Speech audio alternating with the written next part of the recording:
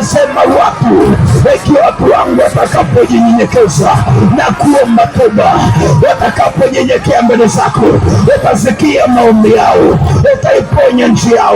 Wewe uweze. Tunaomba toba, tunaomba toba kwa ajili ya taifa letu, tunaomba toba kwa ajili ya Tanzania, tunaomba toba kwa ajili ya mahakama, tunaomba toba kwa ajili ya kiti cha urais, tunaomba toba kwa ajili ya kiti cha ubunge, tunaomba toba kwa ajili ya viti vya serikali, tunaomba toba Mtakatifu wa Israeli, kuanzia ngazi za juu mpaka ngazi za chini. Achilia rehema zako Bwana, mahali ambapo rushwa ilipita, mahali ambapo maovu yalipita, ukaipiga nchi yetu, ukaipiga kwa tufani, ukaipiga kwa mauti, ukaipiga kwa damu. Wewe uweza, tunakuomba fungua rehema zako juu ya taifa letu. Tunaomba fungua rehema zako juu ya Tanzania, fungua rehema zako juu ya taifa letu. Angalia mabinti kwa vijana, wababa kwa mama, mioyo yao imeinama, mioyo yao haina matumaini tena.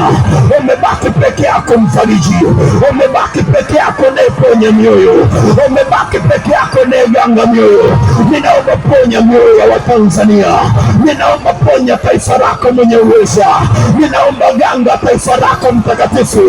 Rehema zako zitawale juu ya nchi yetu, rehema zako zitawale Bwana, ukaweze kufungua yale malango ya kumiliki, yale malango ya furaha, yale malango ya amani na yakaweze kujidhihirisha, yale malango ya amani na mapendo yakaweze kutawala sasa.